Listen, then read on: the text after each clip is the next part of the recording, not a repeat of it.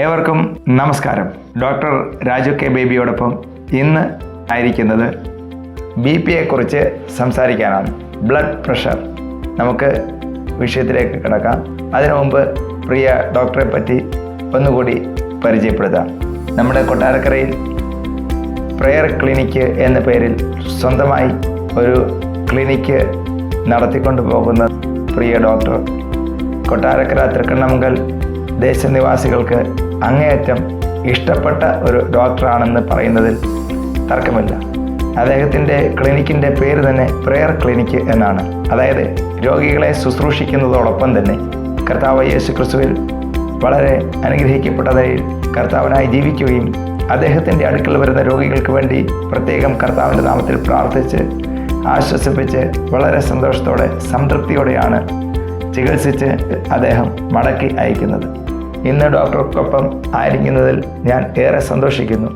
അപ്പോൾ നമുക്ക് BP യെ പറ്റി ഡോക്ടറോട് ചോദിച്ചറിയാം.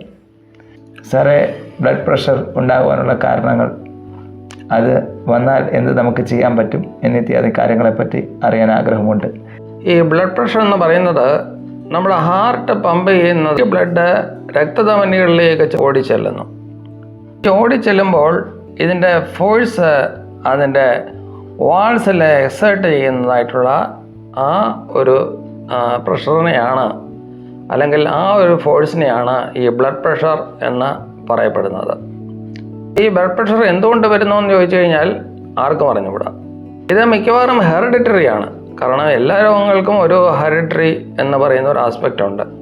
എന്ന് വെച്ചാൽ പാരമ്പര്യമായിട്ട് കിട്ടുന്നവരുണ്ട്, പാരമ്പര്യമായിട്ട് കിട്ടാത്തവരുണ്ട്. കൂടുതലും പാരമ്പര്യം എന്ന് പറയാനായിട്ട് പറ്റും. പിന്നെ അധികം ശാരീരികമായിട്ട് അനങ്ങാത്തവർ, കളിക്കാത്തവർ, ജീവിതത്തിൽ ജങ്ക് ഫുഡ്സ് കഴിക്കുന്നവർ, ഇങ്ങനെയുള്ള ആൾക്കാർക്കൊക്കെ പ്രഷർ കാണാനായിട്ട് സാധ്യതയുണ്ട്. അതുപോലെ 2 തരം പ്രഷറുണ്ട്. ഒന്ന് പ്രൈമറി ഹൈപ്പർ ടെൻഷൻ എന്ന് പറയുന്നു, ഒന്ന് സെക്കൻഡറി ഹൈപ്പർ ടെൻഷൻ എന്ന് പറയുന്നു.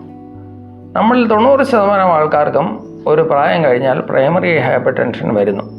ഈ പ്രൈമറി ഹൈപ്പർ ടെൻഷൻ എന്ന് പറയുന്നത് പ്രത്യേകിച്ച് അതിന് കാരണമൊന്നുമില്ലാതെ വരുന്നു.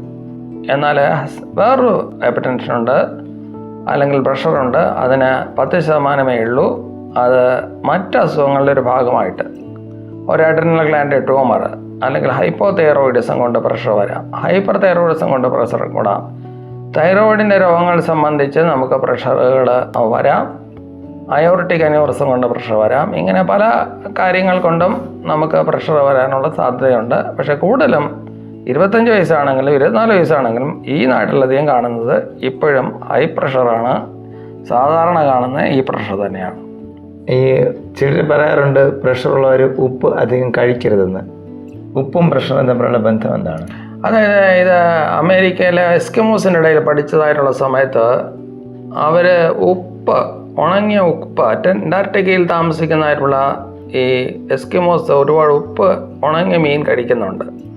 അവൾ പ്രഷർ കൂടുതലായിട്ട് കണ്ടു. അതുകൊണ്ടാണ് ഉപ്പ് കൂടുതൽ പ്രഷറുള്ള രോഗികൾ കഴിക്കരുതെന്ന് പറയുന്നത്. പക്ഷേ ഉപ്പ് നമ്മൾ എത്ര കുറച്ചാലും നമുക്കൊരു പരിമിതം ഉണ്ട്. കാരണം എന്ന് വെച്ച് കഴിഞ്ഞാൽ ബ്രെഡിനകത്ത് ഉപ്പുണ്ട്, നമ്മുടെ ഈ പല ഈ ചീസിനകത്ത്, പാലിനകത്ത്, ഇതിനകത്തെല്ലാം സോഡിയം സോൾട്സിൻ്റെ അംശമുണ്ട്.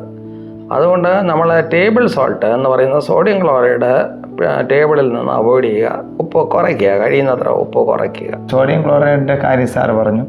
എന്നാൽ ഈ കല്ലുപ്പും ഈ പൊടിയിപ്പും തമ്മിലെ വ്യത്യാസം എന്താണ് ഞാൻ ചോദിക്കാൻ കാരണം, പണ്ടൊക്കെ നമ്മുടെ പൂർവികർ അന്നൊന്നും പൊടിയിപ്പില്ലായിരുന്നു. അന്ന് കല്ലുപ്പ് കഴിച്ച് ജീവിച്ചവർക്കൊക്കെ ഈ നിലയിലുള്ള അസുഖം കൂടുതലായിരുന്നു. അല്ലെങ്കിൽ അന്നത്തെ ആളുകളും ഇന്നത്തെ ആളുകളും തമ്മിലുള്ള വ്യത്യാസം അതുകൊണ്ടാണോ ഇന്നത്തെ ആൾക്കാർക്ക് കൂടുതൽ ഇത് കണ്ടുവരുന്നത്? എന്താണ് അതിനെപ്പറ്റി പറയാനുള്ളത്? അതായത് പ്രഷർ പണ്ടത്തെ ആൾക്കാർക്കും ഉണ്ടായിരുന്നു. അതായത് പണ്ടത്തെ ആൾക്കാരെ സംബന്ധിച്ചിടത്തോളം കേരളത്തിലും ഇന്ത്യയിലും അവരുടെ ആയുർദൈർഘ്യം കൂടി വന്നിരിക്കുകയാണ്. ഇപ്പോൾ ഏതാണ്ട് കേരളത്തിൻ്റെ 76 75 വയസ്സ് വരെ ആവറേജ് ഒരാൾ ജീവിച്ചിരിക്കുന്നുണ്ട്. സ്ത്രീകൾ ഒരൽപ്പം കൂടുതലാണ്. അന്നും ആൾക്കാർ അത്രയൊക്കെ ജീവിച്ചിരുന്നു. പക്ഷേ അവർ ഇതേക്കുറിച്ചൊന്നും ഓർത്തില്ല. അവർക്ക് കൂടുതൽ വ്യായാമം ഉണ്ടായിരുന്നു. മാത്രമല്ല അന്ന് മെഷർ ചെയ്യാനുള്ള സാധനം, ഇപ്പം BP എടുക്കാനുള്ള സാധനങ്ങളൊക്കെ സുലഭമല്ലായിരുന്നു. ഇന്നിപ്പോൾ എവിടെ നോക്കിക്കഴിഞ്ഞാലും ക്ലിനിക്ക്, എവിടെ നോക്കിക്കഴിഞ്ഞാലും ഡോക്ടർമാർ. അതുകൊണ്ട് BP പെട്ടെന്നുണ്ടെങ്കിൽ പെട്ടെന്ന് കണ്ടുപിടിക്കുന്നു. അതുകൊണ്ട് നമ്മുടെ ഇങ്ങനെയുള്ള ചികിത്സകൾ കൊണ്ട് നമ്മുടെ ആയുർദൈർഘ്യം ഒരുപാട് വർദ്ധിച്ചിട്ടുണ്ട് എന്നുള്ളതാണ് സത്യം. ഈ പ്രഷർ കൂടുതലായിട്ട് വന്നു കഴിഞ്ഞാലുള്ള പ്രശ്നങ്ങൾ ശരീരത്തിന് എന്തൊക്കെയാണ് ഉണ്ടാവുക? അതാണ് എനിക്ക് ഏറ്റവും ഇഷ്ടപ്പെട്ട ചോദ്യവും എൻ്റെ പ്രേക്ഷകരുമായിട്ട് പങ്കുവയ്ക്കാനായിട്ട് ഞാൻ ആഗ്രഹിക്കുന്നതായിട്ടുള്ള വലിയ പ്രശ്നം. BP ഒരിക്കലും ഒരു നിസ്സാര കാര്യമായിട്ട് നിങ്ങൾ കാണരുത്. BP എന്ന് വെച്ചാൽ ബ്ലഡ് പ്രഷർ അല്ലെങ്കിൽ പ്രഷർ. ഈ പ്രഷർ എന്ന് പറയുന്ന രോഗം വളരെ ഒരു സൈലൻറ്റ് കില്ലറാണ്.